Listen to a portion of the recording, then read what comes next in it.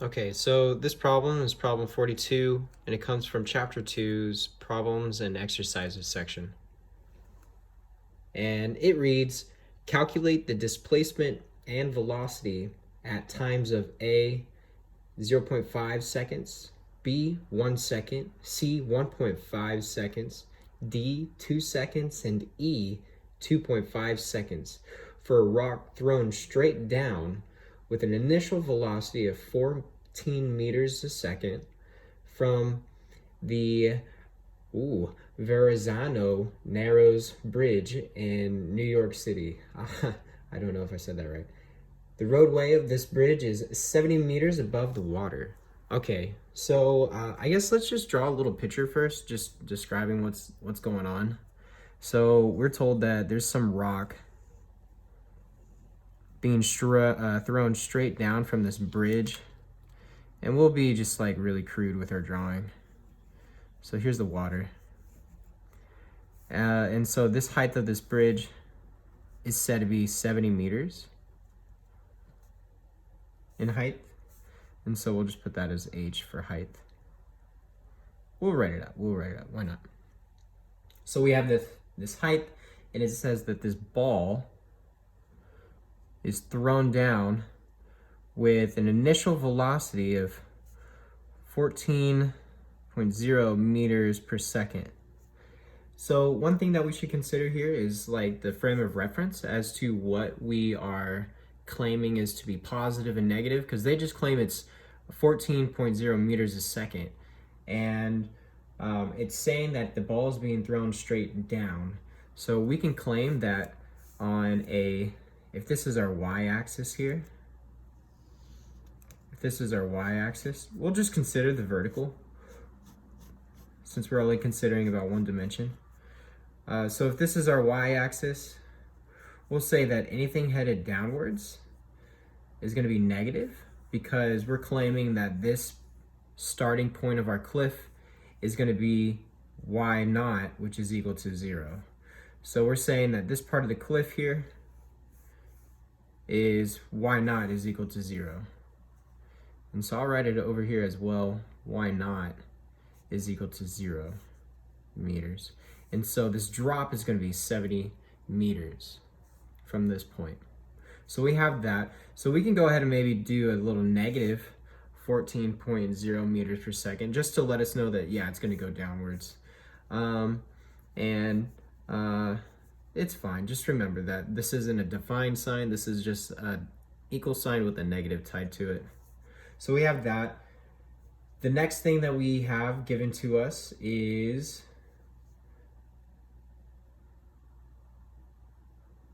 the times. And so now all we need to consider is the times. One thing, since it's falling straight down, the type of acceleration it's going to be influencing under is going to be gravity. And so since we're stating this direction downwards, anything fighting this is going to be a negative acceleration. So any acceleration that we're having is going to be a negative 9.80 meters per second acceleration, because we're headed downwards. Remember, this is our 0 point, we're headed downwards. And so with this, and this is equal to g, well, negative g, I guess I should say, negative g. And at time A, it says it's given at 0.5 seconds. We need to know this displacement, and then we also need to know this velocity, this final velocity.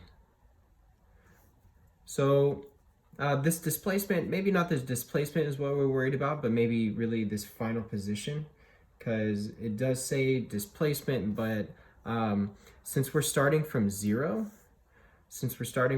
we can just claim, and I know I said delta of x, but we're considering the vertical, so I should say delta y. So this is our displacement. However, remember we have these equations that deal with these displacement equations, these displacements. Well, anyways, we have this equation where we can determine the final position of the ball using one of these kinematic equations. And this is the first kinematic equation we will use. And so delta y, remember what delta y is. Y sub f minus y sub naught. And here is y sub f and here is y sub naught. If we were to subtract y sub naught from both sides, we would have this change in displacement. But remember, we leave our equation like this. We're also asked to determine this final velocity. And remember, we also have another kinematic equation where we can determine the final velocity if we're just given a time, a displacement, and, well, really just a time and then an initial velocity and then an acceleration. Because we have this equation. We have the initial velocity plus the acceleration times time. Our acceleration is just negative g. Our time is whatever is given to us. So in this case, for part A, it's 0.500 seconds. And then V naught is going to be this negative 14. So we have all the information now to determine what we need to determine. If we plug in everything for this height, so let's do that now. So for part A, we'll say, we'll call it Y1. Y naught plus V naught, we'll write it out one more time. 1/2 AT. Let's sub in what we know. It starts off at 0 meters plus that negative 14.0 meters per second times 0.500 seconds plus this 1/2 negative 9.80 meters per second squared times 0.500 seconds squared. When you do the math for this, you'll see that your answer, it's going to come to negative 8.23 meters. And so this is the first position. That means that after half a second has passed, it's dropped 8.23 meters. So below the zero line, below the bridge. So that's the first one. Now let's find this V1 value, which remember V naught plus AT. And our equation filled in, negative 14.0 meters per second squared. Oh, I'm sorry, meters just per second, meters per second, plus negative 9.80 meters per second squared, 0.500 seconds. And then we'll see that this value, it just comes out to be negative 18.9 meters per second. Negative 18.9 because this negative value, remember, it indicates direction. We're falling downwards, so this is our direction.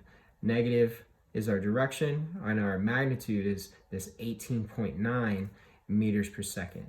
So that's the first one. That's part A. Part B, we'll write it over here now. Part B is the same equation, but now at 1 second. And so when t is equal to 1 second, then we can just use the same equation. And so I'm just gonna get a little comfier because this is now just doing the same exact thing over and over and over again for a few more times. So we'll do that. We'll have our y2 now is gonna be equal to, I'm not gonna input the 0. Let's just understand that this 0 is gonna be 0. So I'm just gonna only include the v naught t plus 1/2 AT squared. So we'll have that. It's going to be negative 14.0 meters per second times 1.00 seconds plus 1/2 times negative 9.8 meters per second squared times this 1.00 seconds squared. Not enough room to write the units. And so this now will equal negative 18.9 0.9 meters. And V2, so we're using this equation again, but for V2, we'll have negative 14.0 meters per second plus this negative 9.80 meters per second squared times now 1 second. 1 second. Because we're just considering, now we're considering the passing of 1 second. And so this should come out to be negative 23.8 meters per second. Negative, because we're going downwards. And notice how this number is greater than this number. So V2 is greater than V1 if you consider just the magnitudes. And that should make sense to us because as things fall down, they should speed up. So we should see this item speed up. And we see that it's falling further. So it's falling further now. So now let's look at case C. So 1.50 seconds is equal to t.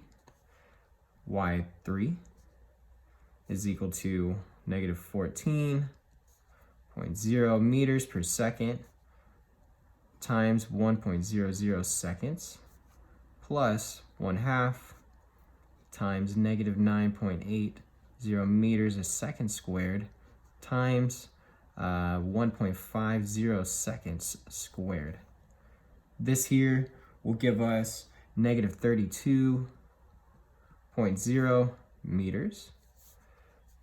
V3. So same equation, negative 14.0 meters per second plus negative 9.80 meters per second squared times 1.50 seconds. And so this gives us a final result of negative 28.7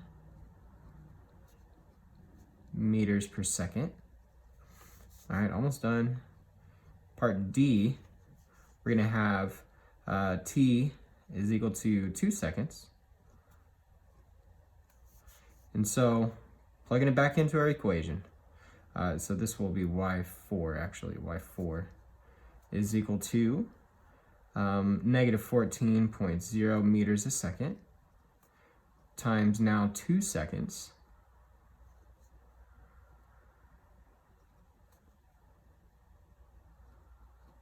I just noticed I wrote one second here. If this is C, this should be 1.5 seconds. The math is still correct. I did the math beforehand, so the math is still correct, but the this should be 1.5 seconds. 1.5 seconds because this is part C. Sorry. So moving back on to D, once again, the math is correct. I did the math beforehand. But moving on to part D, we have now 2 seconds. 2 seconds being here, plus this 1/2 minus 9.80 meters a second squared. Times, I'm just gonna write 2 seconds squared. It'll be okay with the sig figs.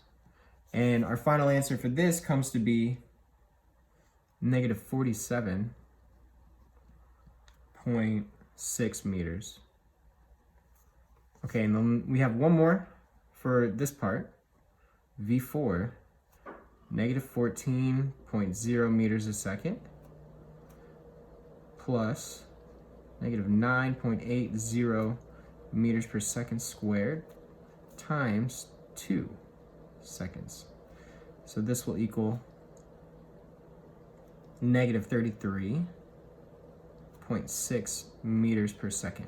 Okay, we have one more, part E, and now this is at 2.5 seconds.